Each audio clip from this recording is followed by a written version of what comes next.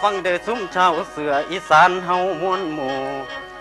แล้วย่าแม่ฟังแล้วควรคิดดูบทนิทานพื้นบ้านโบราณเขาเก่าสมัย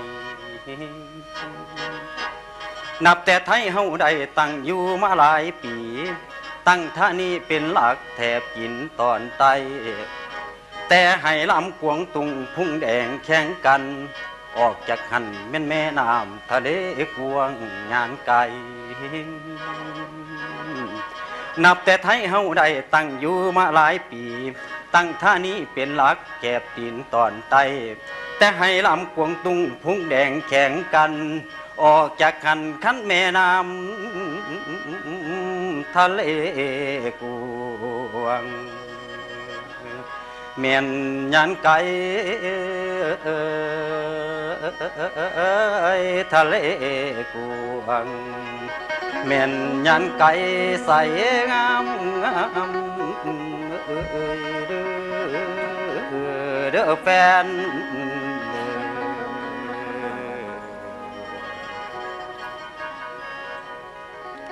สิบนิ้วขาขอไหวพระพุทธพระธรรมพระสงฆ์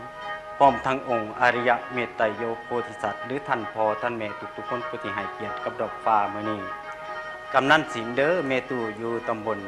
ประสานกลุ่มพัฒนาหมู่บ้านมาแล้วตั้งแต่โดนส่วนบนตาเป็นลูกชายของผู้ขานี่ก็เป็นลูกชายกกเป็นผู้ต้นปีเจ้เลยแล้วก็มีลูกชายผู้เดียวอีกซ้ำโอ้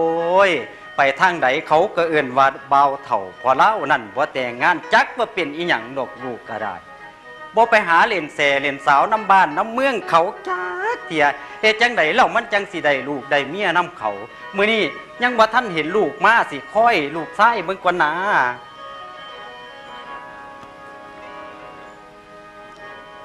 คือมานานมาแท้น้อมื้อนี้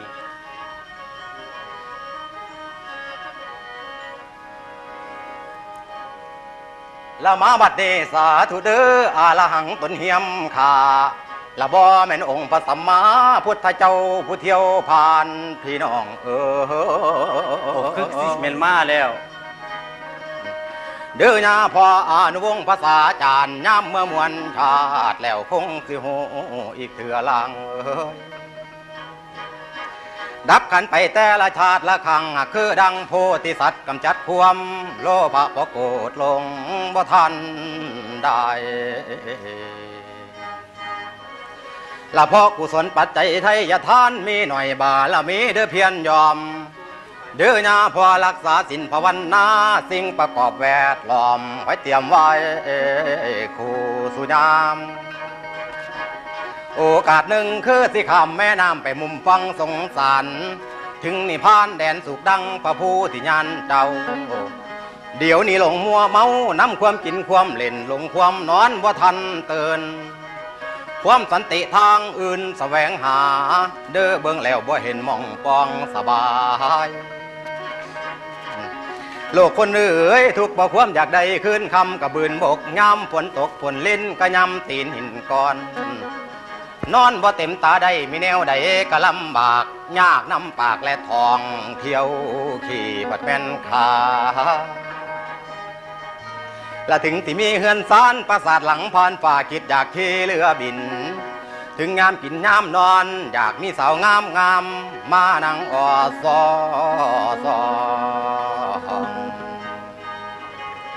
และถึงงามกินมีคนป้อนถึงงามนอนมีคนเป่าเด้อญาพอตายแล้วไปเผาอยากนำผู้อยู่บ้านหาเงินสร้างพ่อกุศล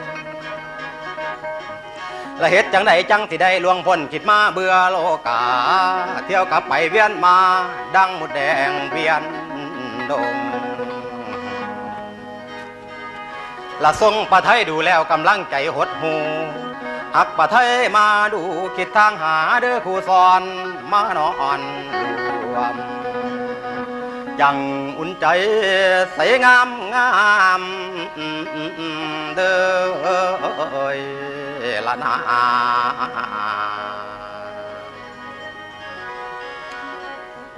พี่น้องผมคือบุญตาไอ้เบาแกดอกแม่ตายป้าตั้งแต่หน่อยอยู่น้ำเถาพอกำนันเกิดมากกับเถาแล้วยังบ่ทันมีลูกมีเมียน้ำเขาอยู่ ไปเว้าสาวบ้านได้เขาก็บ่เว้านำเขาว่าผมขี้ลายแต่ก็นักใจอยู่ดอกพ่อกะเฒ่าใกล้สิตายแล้วยังบ่ทันมีลูกไผ่บ่ทันเห็นหน้าหลานเลย ยากหลายสิหาอีพ่อเบิ่งก่อนดอก น่าเหรอวะลูกคือมีหน้าตายิ้มแย้มแก้มใสมีแท้ว่ามื้อนี้ฮะ พ่อคือจังสี่เนาะบุญตานี่เกิดมากกระโดนแล้วแม่นบ่ฮะ แมนอยู่พอก็มองเบิ่งลักษณะนั้นมันส้มไปพอแห้งแล้วเด้ ป่านไหนพ่อจังสิไปหาลูกหาเมียให้จักเทื่อเนี่ย โอ้ยสิให้พ่อไปหาใส่หามันบ่ถูกอกถูกใจเจ้านั่นเด้ โอ้ยพ่อคันธรรมดาเป็นแม่ยิ่งคันผู้สีดีๆคล้ายๆนะลูกก็สิเอาโลดดอกบ่ได้ยากกันหยังดอก โอ้คันแม่นพ่อหาให้นั่นก็สิเอาอยู่ว่าแม่แม่น ครับ ถูกบ่ถูกใจก็สิเอาจังซี่ซะลูกไปหาเบิ่งแถวใกล้บ้านเฮานี่ล่ะสาวบุญน้อยเขางามบุญหลายก็งามแท้ๆมันเป็นตาถืออกถือใจแท้ๆเขาเป็นผู้สาวซ้ำน้อย ตัวเป็นผู้บ่าวนี่อันผู้บ่าวแก่ซ้ำแหม เขาสิเว้านำผมบ่ ห้วยเว้าเป็นคนคือกันบ่เว้าจังไดเนาะ กันจังสั่นผมสิเอิ้นบักเด้งกับไอ้จันไปนำเด้อพ่อเด้อ คันนั้นก็เอิ้นเอาหมู่เอาพวกไปนำเด้อลูกพอ เด็ สิ ก ไปพักพรจักบาทคนเด้อ โอ้ยเนาะมันคือจังซ่าคักแต่เนาะ สายหยังเดี๋ยวนี้ สู้เฮ็ดหยังอยู่ กำหยังเด้อบ่คือจัง กูก็นอนกูก็ตื่นเนาะกูก็ว่าสิมาจะโดนๆพุ่นแล้ว คือจังสี่ดอกเนาะอีพ่อเพิ่นอยากได้ลูกไผ่แล้วเพิ่นอยากเห็นหน้าหลานเพิ่นแต่งให้เฮานี่ไปเล่นสาวเด้ ไปเล่นเสา เอาซุ่มไหนมาจังว่าจังซั่นนั่นนี่ ว่าสาวบุญน้อยบุญหลายพะนะ อีสิไปเล่นหมองใดเขาจังสิบ่แหล่หมดติฮะนี่ กูก็คิดมักตัวสาวซุ่มนี่แหม นั่นล่ะ เล่นเสา คันมักเฮาก็เฝ้าไปเดี๋ยวมันสิบ่ทันเขาเด้ กูบ่มักดิกูสิพาสู้ไปซื่อๆดิกูสร้างผู้หญิงก็ยังวะ ไป สิไปสร้างหมองไหนผู้หญิง สร้างบ่แล้ว โน่น อีหยังคือผู้หญิงกูก็สร้างดิต้นบักแดอยู่หน้ากูก็ปั๊มถิ่มหมดดิกู โอ้ยอย่าบอกว่าจังสันธรรมดาผู้ชายกับผู้หญิงก็อยู่นํกันล่ะเว้ย ก็สร้างแล้วเนาะบ่มักกับหมู่พี่นี่แหมสิพาไปซื่อๆดิ สิไปซ่อนหนุ่ยบักแก่ ไปเดี๋ยวนี้ติเดี๋ยวนี้ ไปเดี๋ยวนี้แล้ว ย่างก่อนเด้อซั่นเด้อ ไป ย่างก่อนเด้อ ไปลัดธงเนาะไอ้จันเนาะเขาสิไปเลี้ยงกล้วย เพราะว่าจะไปเลี้ยงกล้วยมันน่ะแต่มาไปกูสิย่างก่อนเด้อเฝ้าหาเจ้าเขาเข้าบ้านก่อนบ่ทัน แล้วมาบัดนี้ดวงชาตาชีวิตพรหมลิขิตมนุษย์นี่บ่มีแน่แปรผันธรรมดาไปมันก็ดังกันโดยดามนอกจากองค์พุทโธผู้เพิ่นสู่ทางมุมพระบ่อล้มผู้ยิ่งใหญ่เด้อญาพอหนีกิเลสของไฟไกลจากวังงีขวงวันขอนขวงลัดทางส่วนว่าคนเฮานี่มีแต่ตกอยู่ข้างบนริมฝั่งบางอบายบ่ได้กายทะเลหลวงบ่หลวงไหลไฟหอนพุงนี้ก่อนเช้าเสือผัวลืมเมียแม่ลืมลูกมีกองทุกข์ห่อหุ่มขันบังไว้ก็กวมสาลูกพ่วมไว้แต่ต้นจนกระทั่งถึงปลายมนุษย์พายชมผู้ที่อยู่ในภูมิพื้นละบ่มีหวังสิลอยขึ้นเมืองจาตุ่มบนคนสาละนิพพานังบ่มีหวังสิพบพอลืมขอโปรดประทำโอ้ยน้อยายโอ้ยละนา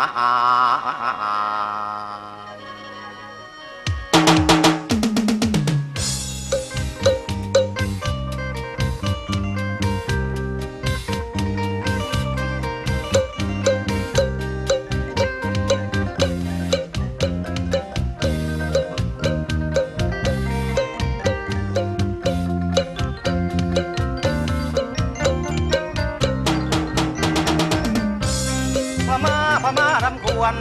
พม่ารำควรพี่ขอจะชวนมาน้องยาเชิญเถิดน้องมาจะเตยพม่าเป็นกองเชียร์อย่ามัวนั่งอ่อนนั่งเลียดูสิกองเชียร์ก็นำมาขอเชิญแม่สาวโสภามารำร้องทำนองเดียวกันรำท่านี้เขาเรียกพม่ารำควรเชิญเถิดคนดีพี่ขอเชิญขอชวนไม่เรไม่รวนที่ไม่รบกวนไม่มัวไม่เคยใช่ไหมน้องอย่าหวั่นอย่ากลัวมาเถิดคุณหัวมารำเป็นคู่กันไปให้ใจลืมเขาบางเบาลืมเรื่องเก่าๆนั่งเงาเสียดายนั่นเองมันคืน ได้บ่ละเธอเซ่อเนียมไม่อายเห็นมามากมายมีแต่ถูกหลอกหลอนโลกนี้มีอะไรแน่นอนมันหยอกมันย้อนเหมือนน้ำกอกดิ่งอย่างไรก็จะไปเอากินแต่งตัวซิ่งนิ่งมาโชว์ฮัลโหลโปเสียงออกเป็นเคียงเป็นคู่กันไปดูไกลก็สวยวิไลยามมองอย่าไปน้อยใจดูฉันยังไงไม่มีคู่ครองฉันยังพระนองรำคนเดียวช่างมันอย่าวันเถิดนาเรือโลกสร้างมาให้คู่กันเป็นโสดอย่างฉันเธอก็เหมือนกันไม่มีผู้ครองมารำนำกันเด้อน้องมารำนำกันเด้อน้องเป็นทำนองออกตาเก่าๆไปว่าเตาลานสีสังนาคนเบากะฟังไทยคนใหม่เขาร้องเพลงสตริงเขาเต้นเขาซิงหน้าทันสมัยดิสโก้เต้นอีกไปก็ไม่ขัดใจยับใครไม่ว่าแต่ฉันอยู่ตามภาษาร้องเพลงมาลำพันเหมือนเคยรักเคยหวังก็ไม่ยั้งไม่ยืนนานไม่อยากย้ำใครเดี๋ยวเขาจะว่าเราเป็นมารไม่รอไม่หวานใครจะผ่านเพียดเอาถึงเราจะแค่เขาก็ไม่แลเราแม่เงาอย่าไปอวดเขาดวงของเรามันแย่ไม่มีใครแลก็แล้วแต่หนอดวงชะตาสมควรพอดีขอลาลงทีพม่ารำควรแสงไฟตาบส่องแสงนวลแสงไฟตาบส่องแสงนวลมันช่างชักชวนหัวใจจะยิงเชิญเถิดท่านชายท่านหญิงแต่งตัวจริงๆขอเชิญ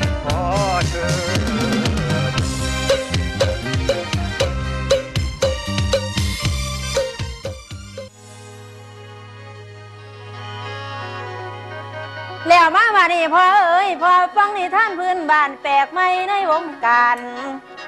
อาจจะได้ประพันธ์มาเรื่องแสดงความวัยรุ่นแล้วคุณผู้ฟังยังจำได้เพลามาอาจารย์เก่าหอมห่อปานเขาเมาสำนวนเยี่ยมยอดพญานี่ละเนาะพนวางยิ่งสองหัวบัวสองการผู้ท้าหอนสอนไว้มีมาต่างหลายแบบความรักหวานแสบซอยผู้หญิงกาปล่อยหนีแล้วรักว่ามีรัวกันมันสำเนาว่าทีหลังเอว่ามีสุดตังโปรดฟังนิทานเฮียงแล้วนกเขาเขียวจับมาแห่งพ่อท้องแหลงยิ้มออกทางเช่าคณะดอกฝ่ายังหันหน้าเข้าใส่กันมีบันไดสำคัญพ่อท้องแหลงได้เที่ยวยางห่างราชบุตรเป็นผู้อยู่อ้อยสู้ขึ้นตาฟังโคง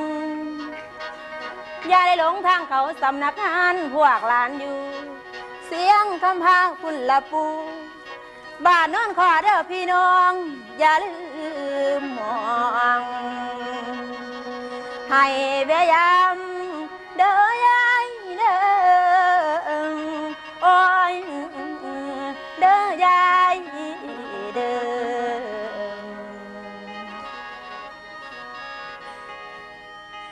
แม่แกมจันคือน้ำปล่อยบานนาท่านคนใดสาเติมยังไง ว่าเธอจันปากมาคนเขาเอาทัวกันมีลูกไส้ลากับควรใช่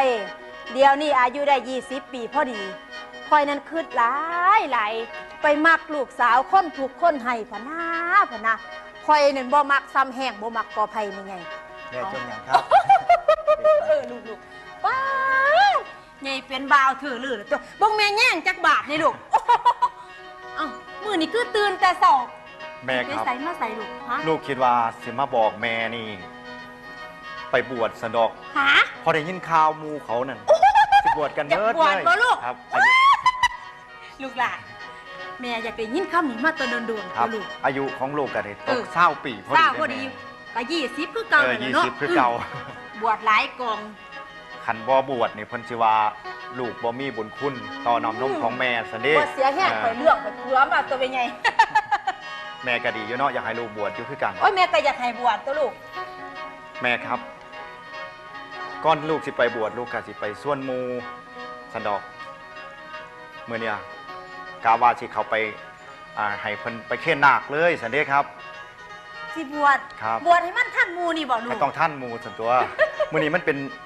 มือ8 ค่ำเลยได้แม่เดือน8พอดี ท ครับ ำ เหลืออีกบ่พ่ออาทิตย์กว่าเนาะอาทิตย์เดียวพอดีล่ะลูกแม่สิไปให้บักจ้อยบักเด้งไปหาเว้าพี่เว้าน้องจ้างหมอลำคณะใหญ่ๆมางั้นนี่มันสมหน้าสม ครับ ตาเด้ เอา อ ให้ส เด้อ มศักดิ์ศรีเด้อแม่เด้อ นี่ฝ่าวไปก็เด้อ แม่เอ๋ย แม่บ่นึกเหลือขั้นบอกก็แม่ แม่เอ๋ย